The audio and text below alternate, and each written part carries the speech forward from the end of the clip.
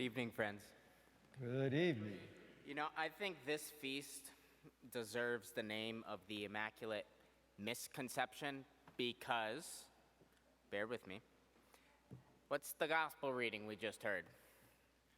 It's the conception of Jesus, isn't it? The feast is not about the conception of Jesus, it's about the conception of Mary.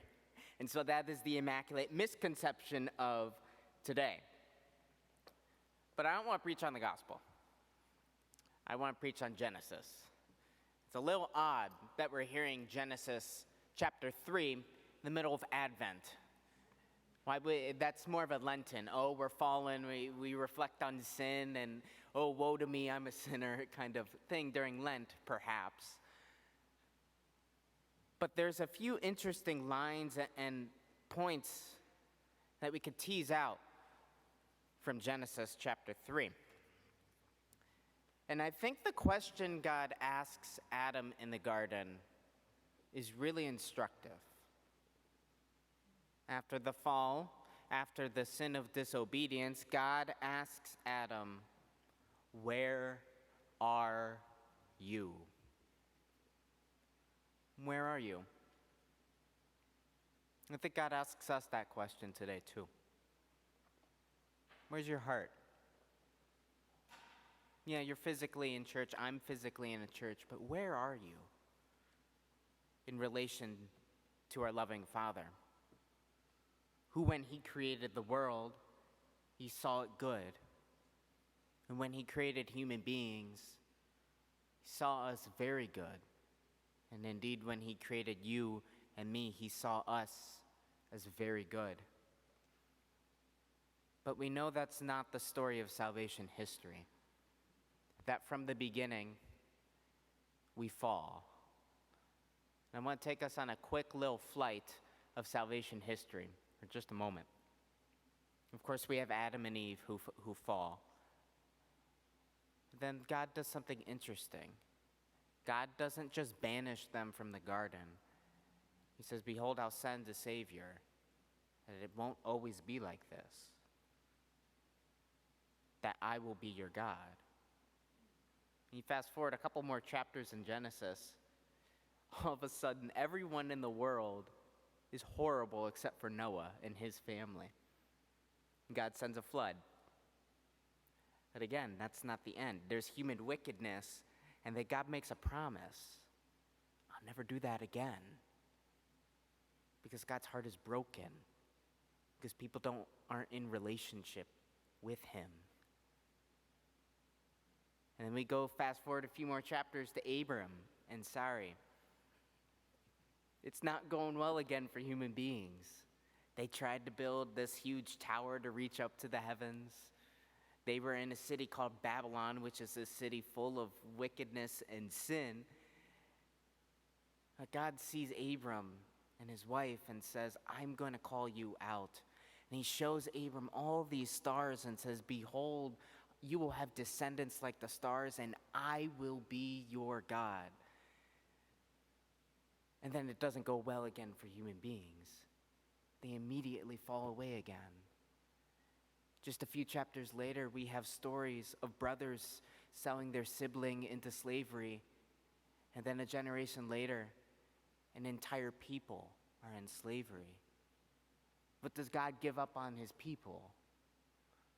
He calls Moses a stutterer. He calls him out in a burning bush and says, "I will lead your people out of slavery and oppression." And He does. He gives the law, reveals Himself in this profound new way. Does it go well for the people? No. Just a few days later in the desert, they're like, "Why are we in the desert? Let us go. We want to go back to Egypt." You're like, wait a minute, you want to go back to the people that enslaved you? But does God give up on His people? No. He sends David, He calls David to be a king. And says, from this line, the Messiah will come. And then just a couple chapters later, we know what happens with David. He becomes a murderer and an adulterer. But does God give up on God's promises? to be God, to be our God. No. It comes in the form of a lowly peasant Nazarene woman, a nobody. God should have never called a lowly woman from Nazareth. It was the most unexpected person, I imagine. But this woman who had grown up strong in her Jewish faith, raised by faithful parents Joachim and Anna. That salvation of this world comes through a lowly peasant woman. I think that's what we celebrate today. That from the beginning, God has been asking us, where are you? And that we might find ourselves like the Israelites in the Old Testament at times, falling away. But do we have those eyes of faith to see that God is acting in the most unexpected of ways? Above all, through the womb of a peasant girl from Nazareth. I think we should maybe reflect on that today. How's God acted unexpectedly in your life? How's God acted unexpectedly in my life? Because he's constantly beckoning us, inviting us into communion. And Mary would want nothing more on any feast day of hers, not to focus on her, but to point back to Jesus. Because when we find our mother, we find the Lord. No matter what. That in Mary, in her pure heart, we find Christ's heart. And so, my dear friends, where are you? Where's your heart?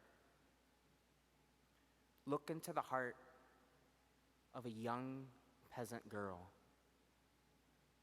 and you'll find the Lord.